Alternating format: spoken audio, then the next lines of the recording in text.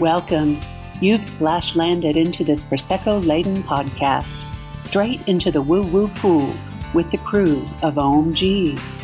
We're just a simple group of tragically imperfect and highly empathic BFFs, exploring a wide range of atypical topics with humor, grace, and curiosity. This is Ohm-g.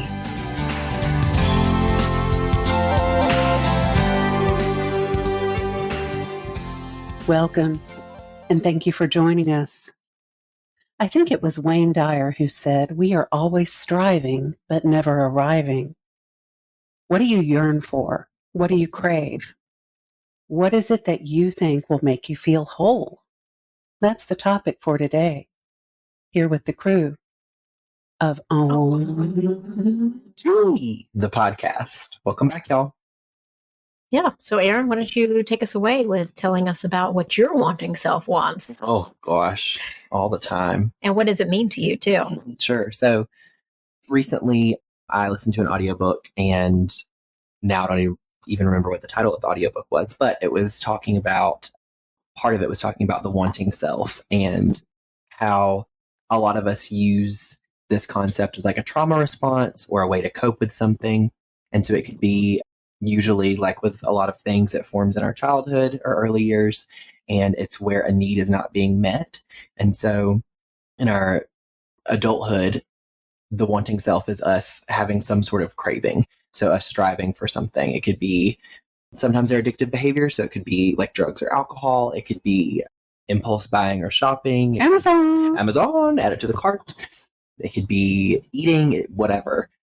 And whatever you crave but are never satisfied with. It never fills the need. Exactly. Yeah. And so it's like you're creating from a space of lack or scarcity, because no matter, once you have that thing, whether it's food or that drink, or you have the thing from Amazon or whatever, you still feel like there's not enough of it. And so what's the root cause of that? Like, what is it you're actually wanting that you're trying to fill with shopping or drinking or eating or sex or whatever? So I thought it was an interesting concept, and I feel like it could be a good conversation. So for me, I'm in therapy again and doing the work, as they say. And I feel like a big thing for me since like moving out of the house and going to college and grad school and stuff was like impulse buying, and definitely online shopping. But I could like justify it if it was like for a collection. So like I collect books, quote unquote, because I read constantly. So it's not that bad if I'm spending money on something I collect. And the same thing with vinyl records. But it would get to a point where it felt like I needed to crawl out of my skin. Like it was like an itch that I had to scratch. And so even if I didn't buy the thing, I would click on the email that had the sale going on. I would go to the website, I would add it to my cart. I would see how much shipping costs, and then I would wait on it. Sometimes I would actually buy the thing, and then after that, I would negative thought spiral and, talk negatively to myself and say like, well, you didn't really need that. Now you're this much more in debt, or you spent this money that you're going to need for something else later or whatever. And so it kind of became this like just gross cycle of being unkind to myself in that moment, but then also like later on afterwards. And it's like that dopamine release, like you're getting that thing that you want or that you think you want in that moment. And then if you're online shopping, for example, you get it again when it comes to your door. So yeah, I don't know. So a big one is impulse buying. And I've definitely developed a healthier relationship with alcohol over the past year or so, but that I've definitely used in the past too as like a wanting or a craving. And I think that for me specifically has been more to like numb and cope with being an empath and being like super sensitive to people's energies out in the world all day. And so then when 4:30 rolls around, I can come home and just drink my feels away and not have to deal with them until later when they're still like coming back. So yeah. So this is Brenda, and I really relate to that, like using alcohol as an empath too, because I think if you're out and you're working with other people and you're like absorbing all of that through the day, because I do that, and like you're trying to make sure this person's okay and this person's okay, and then you're dealing with people, and you, Aaron, are dealing with middle schoolers, which is worse than dealing with adults, I'm pretty sure, but I don't know. Yeah, it's awful. But it's like almost like a dopamine release. I open up that bottle of wine, pour myself a glass, and it's like all is right with the world again. yes, and I can just like release my need to be in reality for a couple of hours. I think that's what it really is for me. It's like it's an escape from everything around me, because whenever you have a little bit of alcohol, it's like it kind of takes away the hard edges of life, even though my life ain't hard, y'all, let's be honest. But whenever you're like absorbing other people's stuff, it feels hard. But if other people's stuff is hard, then it makes you feel like, because you're feeling what they're feeling. You're feeling their feelings too, and you're an empath. Mm-hmm. Yeah. And most of the hard stuff probably comes from within ourselves. Mm-hmm. We can have everything we need and most of what we want. And that little wanting self is going to pipe up from our gut, from our heart, from our head, and convince you that it's not enough. Right. And so what are you going to do to quench that thirst? Mm-hmm. And y'all, I'm not saying I get laid out drunk every night either. Brenda, quit lying, girl. You could tell we rolled up with her. She had her bra off, one tit out, laying in the garden, and we pulled up today. An offer. Exactly. Yeah, but it's just like that sip and that habit, I think, is also what is part of like, oh, this is. Well, because even if it's just one or two glasses, that second glass, you just kind of like release, just kind of like relax into the evening, and there's just enough numbing that you don't feel everything so harshly. Yeah. Mm-hmm. And that ritual is soothing too, like of coming home and knowing that it's in your fridge or your cabinet or whatever, and like opening it up, pouring it for yourself. Mm-hmm. And I think alcohol is a really slippery slope with like just the way that people promote self-care nowadays. Like they're like, this past week at work, I was leaving the library with my class, and the librarian, she's like in her mid-20s, and she was like, I don't know how you do this every day. And she was like, you need to go home tonight and have a glass of wine and take a bubble bath. And I was like, girl, I do that every night, it feels like now. And at this point, like, heroin, like, I don't know what's, you know what I mean? Like, I need something way stronger, sweetie, because wine and baths are not doing it in May at a middle school. So. No, the end of the year is rough. Yeah. I know. So it's exhausting. But, like Rosalie, when she and I go out walking in the woods, it gives me that same feeling that having wine does. Yeah. But, y'all, I can't live out in the woods. I want to. We could. I want to be the wood witch living out in the middle of the forest. Do you hear that, investors? I need your help. Yes. I do. I feel that same feeling of like just like complete, total relaxation, inner peace, and I can let everything go out there like I do whenever I open up a bottle of wine. Mm-hmm. Yeah. So I don't know what the answer is to that. Like what's the right thing to do? I guess everybody has to do what the right thing for them is in the moment until you figure out a better way to cope with dealing with humans.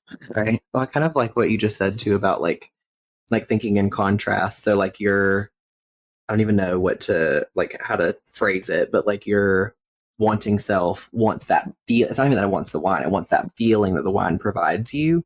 But then a healthier, like more organic, natural way of you getting that is by going out into the forest or in the woods, and you're getting that same, like your brain is still experiencing something similar chemistry wise, I'm assuming.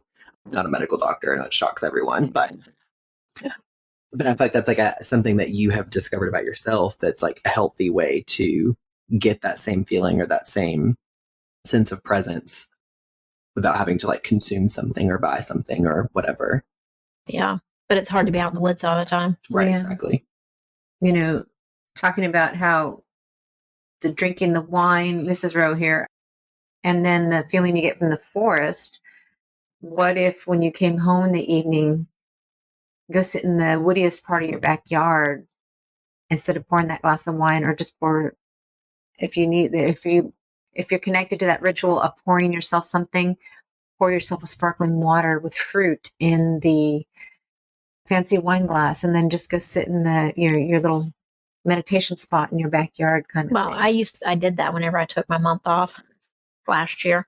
But that's just an idea of maybe swapping or changing the ritual. Building a new habit. Yeah, building a new habit. And so my afternoon usually includes, okay, I get home from work, if the kids are here every other week, they're either meeting me at the door, wanting to know what's for dinner.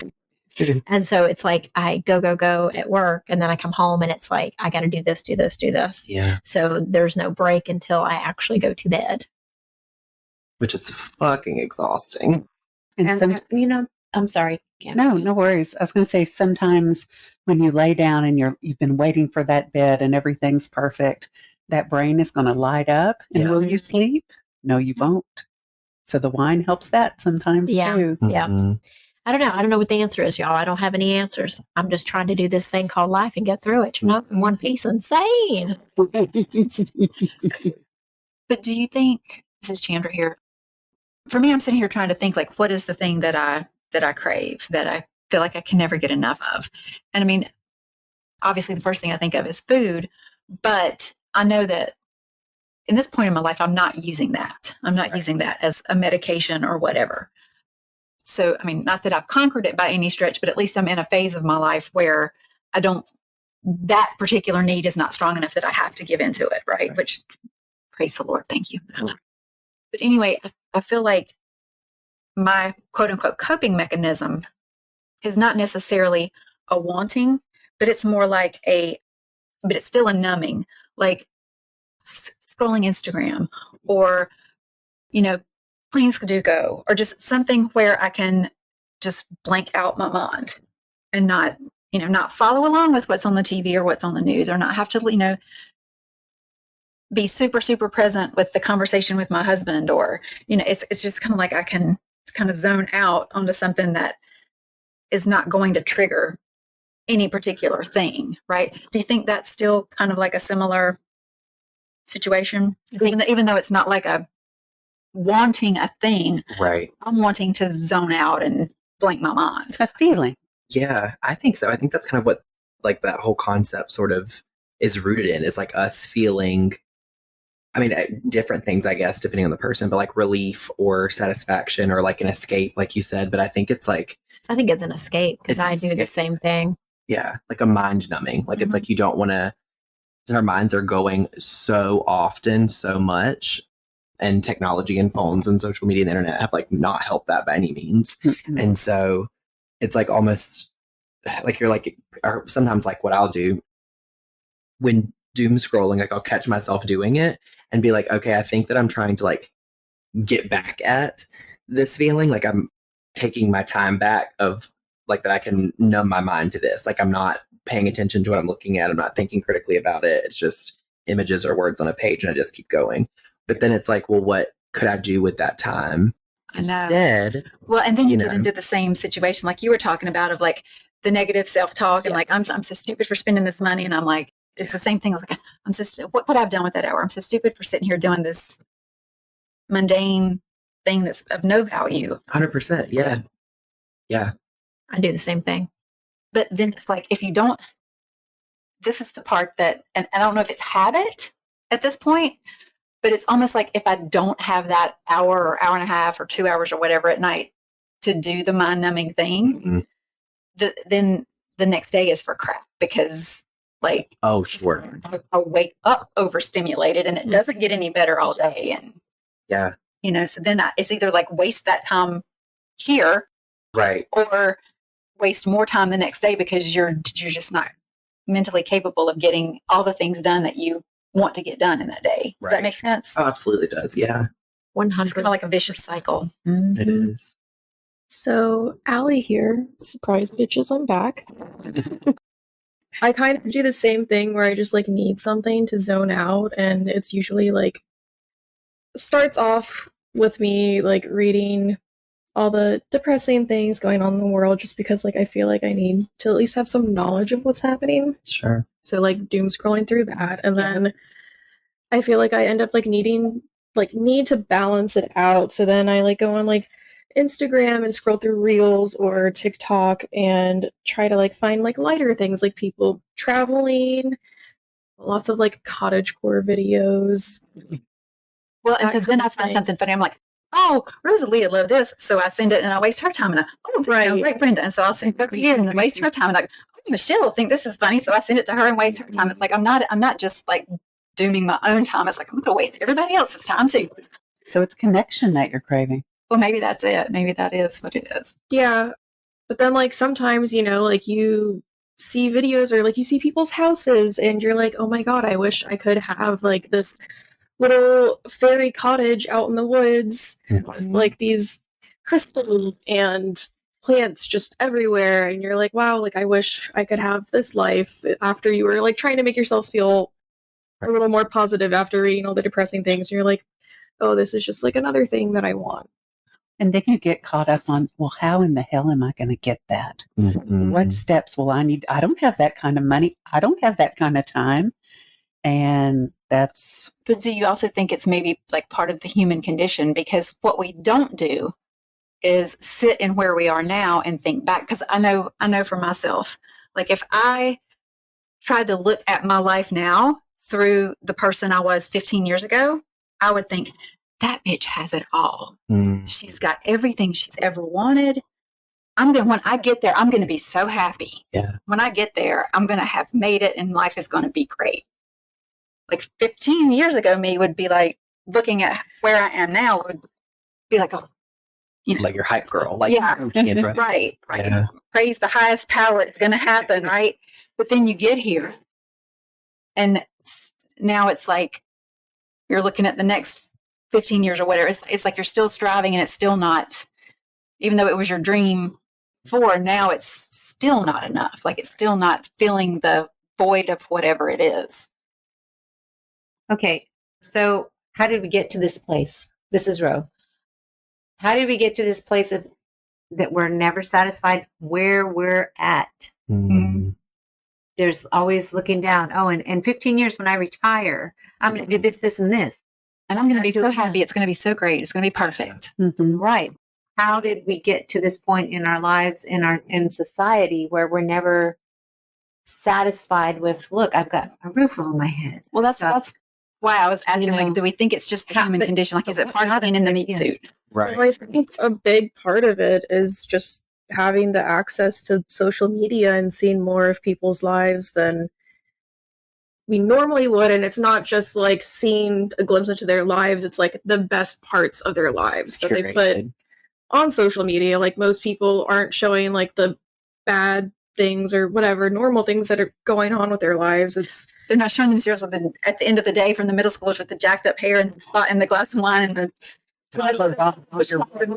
next day. Right. And like there's just the whole thing with influencers now that companies are using influencers as marketing tools. And so people see them, some of them, as like regular people, and you're like, oh wow, like they can have these things. Like, why can't I have these things? Right.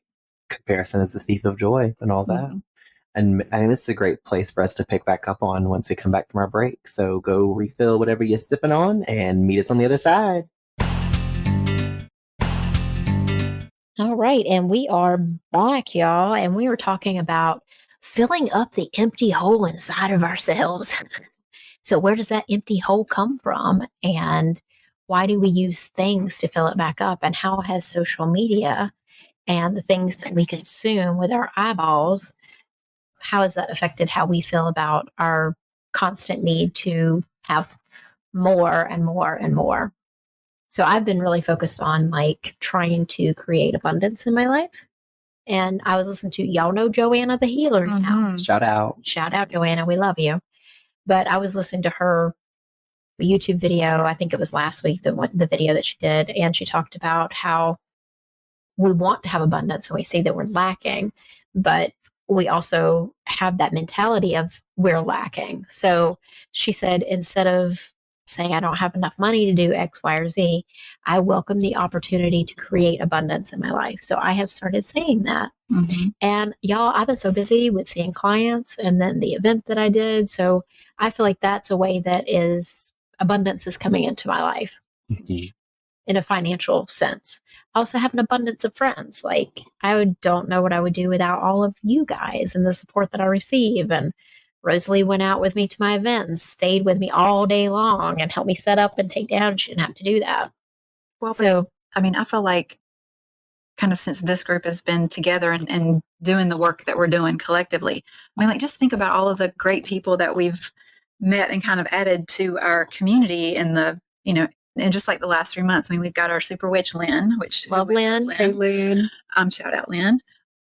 Who is one of the most generous souls that I think I have ever met in my life. With the coolest house I've ever seen in my life. Yeah, we're going to have a whole episode on just that house. But, then we've got Toby and Sean that you and I met through Woo Woo Wisdom, who are just their emotional support, if nothing else.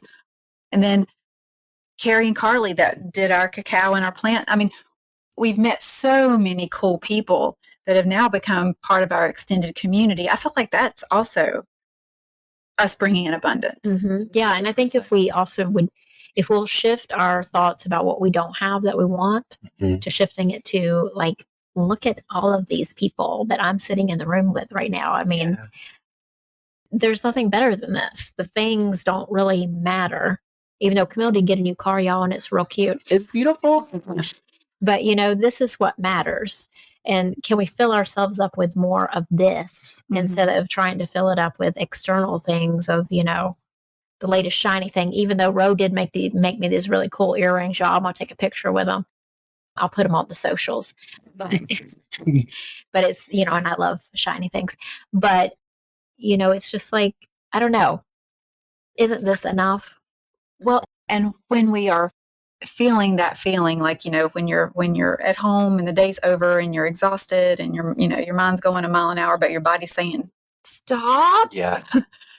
It's like, why do we feel like we have to tune into the other things rather than kind of like, because when you're home, it's easy for us to be in that space of gratitude and feeling the love, when I'm sitting here shoulder to shoulder with Camille and going, she's my girl, it's easy to feel that here, but when you're home and you're alone and the demons are whispering in your ears or whatever, and you're feeling that overwhelm, to get back into to that space, to that head space, and think about, like you were saying, all the things that you do have. Well, girl, you just text a witch and we answer back, and right here we are. And we hop on our broomstick and ride right over it. That's right. But you're right. It is. It's like it's more. We don't ever, in our minds, we don't ever instinctually go to that place. We go to the scrolling or to the open bottle or to the bubble bath or whatever, or to the Amazon or whatever. Right. I mean, that's like almost like it's genetic or something, like, like as a human, we're conditioned to do that kind of thing rather than sitting here going, okay, what do I have? Yeah. Why can't I sit here in gratitude rather than in lack? Right. Absolutely. Ro here. So, as you guys were talking, I'm sitting here thinking, so what did I do before it's chocolate? I'm so sorry, everyone. Ro like lifted up her arm and she just had like melty chocolate everywhere, and I did not want her to get it all over her dress. So I thought it was a spider. So anyway, what did I do to fill my time before I had a phone, before I had a computer, and just books? Yeah. Books. I had a stack of books at the bedside. And before I went to bed every night, I'd lose myself in a book. You're escaping. But it was a different kind of an escape, but it didn't seem as stressful as scrolling through the freaking social media reels crap. And some of it's funny though. Some of it's funny. But in a book, I didn't sit there and compare myself to the character in the book. Oh, I wish I had that life. I want to live in that castle and have that prince sweep me away or whatever. You know what I'm saying? That's true. You had your own movie and your own vision based on the printed word. And that probably lights up a different part of our brain than looking at someone's manufactured version on Facebook. Absolutely. Screen. It's probably, I would think, a more creative part of your brain because you have to imagine it. More so than you're seeing it. You're being the creator rather than the consumer. Right. And it's like when I read, there's like another empathy part that's there because you're connecting with the character and like what they're feeling, or you're thinking, well, how might I respond if this was the situation that I was in or whatever. Go back to me reading Harry Potter, this book, Deathly Hallows, and just sobbing so hard. It's so good. And it's so good. Yeah. And there's something satisfying, like you feel, or at least I do when I read, like I feel productive in a way. Like I don't feel like I'm wasting time. Yeah. I don't know. Feeding your imagination. Mm-hmm. And when you close a really good book, your heart aches a little bit because you've stepped out of that world. Yeah, and you're like, certain character, you're like, oh, I love them. I don't want this to be over, you know? Yeah. It's like a book hangover, is what I call them. Speaking of stories, maybe this will be one to kind of close us out. This has nothing to do with well, actually, kind of. So I have a sweet tooth. No. I know. I actually have a couple, but a while back, I don't think I've told this story on the podcast, but this chocolate made me think of this. So Rosalie's birthday was a little while back, and I don't even know if I told you all. I think I had to have. Anyways, so we surprised her at a brewery here in town, and we got like snacks and like all got together and just had a blast. But one of those delicious snacks was, in fact, a high mortal enemy now, a fucking dark chocolate covered espresso bean. And here's why it's not mortal enemy. Okay, they're delicious. No, it's okay. They're delicious. They like I'll have like 10 and then also be drinking alcohol. And so I'm like wide awake and drunk. And it's like, that's not okay.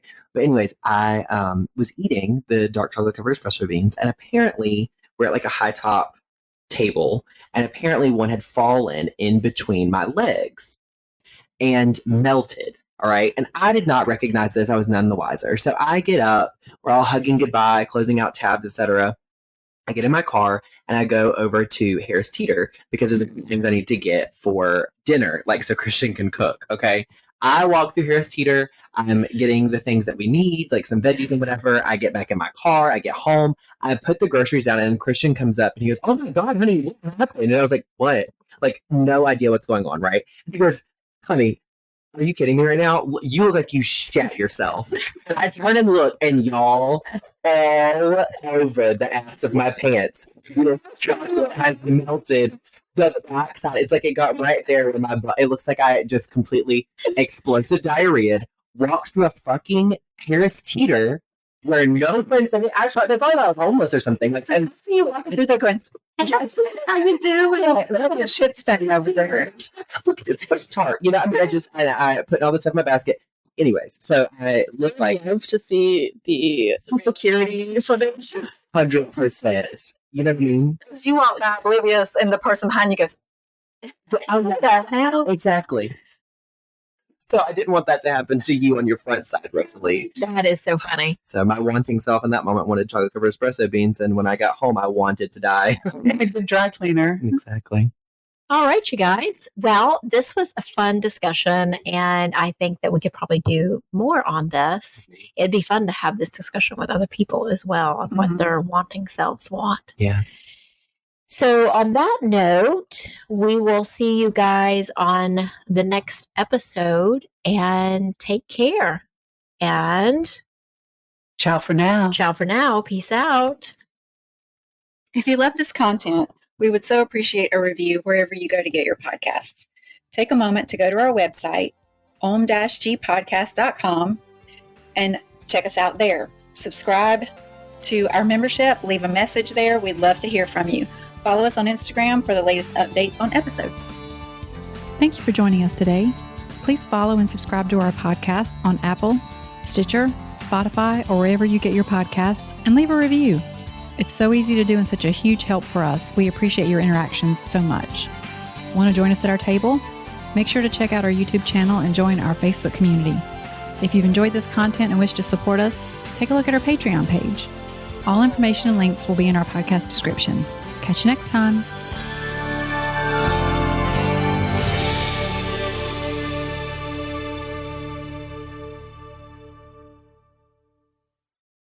This podcast is part of the Sound Advice FM network. Sound Advice FM. Women's voices amplified.